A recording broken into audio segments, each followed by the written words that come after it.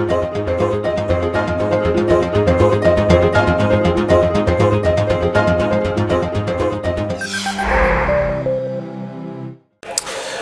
markets in Europe are trading lower this morning, with the UK's FTSE 100 index currently down 37 points, the DAX in Germany up 116 points, and the Euro Stoxx 50 index lower by 39 points. US stock futures also trading lower.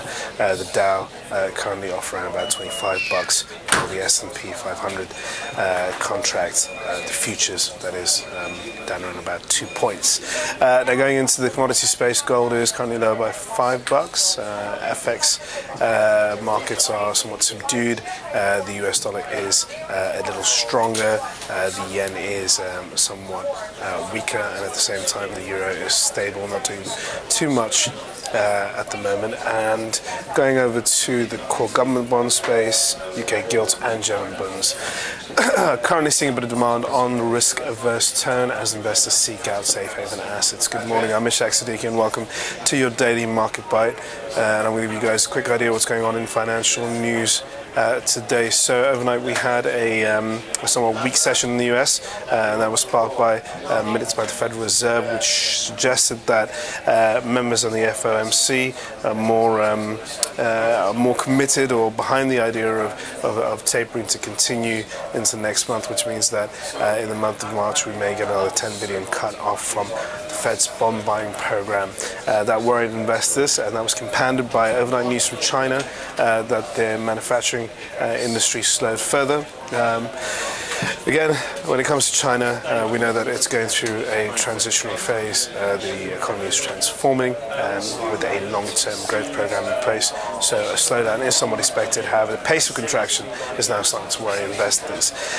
Over in Europe this morning, we started off lower on those negative cues, and we've had our own PMI data from the Eurozone, with France showing a downward contraction, a very poor number out of the French economy, and also Germany, even though holding up, not doing as well as people anticipated. So the overall Eurozone PMI figures certainly not as good as many had hoped for. When it comes to what we're looking forward to, we've got US retail sales on the agenda, and that will be one of the biggies to watch out for, just to get a good gauge of what sort of demand we have for US consumer spending. And of note, and what's been taking up the headlines overnight, is of course news that Facebook has acquired WhatsApp, the mobile messaging platform, for $19 billion, a huge sum, a lofty valuation for WhatsApp. Facebook has been in talk with WhatsApp over the last week or two about hammering out a deal for the company. Now, a lot of people are questioning the price tag, which is extremely expensive, lofty. Many people have said, some people even called it preposterous and ridiculous. At the moment, people are trying to find out if Facebook can justify the valuation of WhatsApp. It has over 450 active users. It only has 50 employees, a very engaged audience. Over 70% of users use it every day.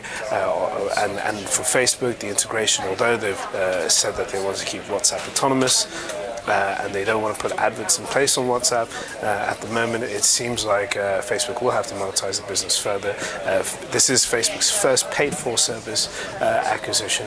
They only bought Instagram in 2013 for $1 billion, so this is 16 to 17 times more their earnings. Now, the interesting point here is that it's only $4 billion in cash. The rest is in stock, or restricted stock, which means that in the event that WhatsApp doesn't really work out for Facebook and does collapse and it's written down to zero, it still doesn't incrementally affect Facebook's overall earnings power and earnings generation. So on the whole, a sensible deal for Facebook. They are looking to ramp up their communication activities. They've got a messenger app which has failed to gain traction against its competitors, WhatsApp being the dominant force there.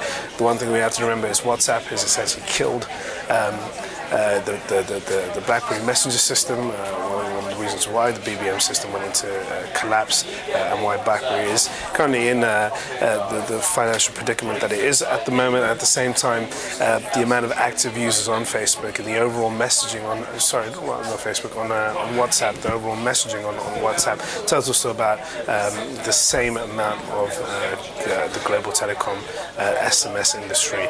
So there are just as much messages sent by WhatsApp as there are on through SMS around the world.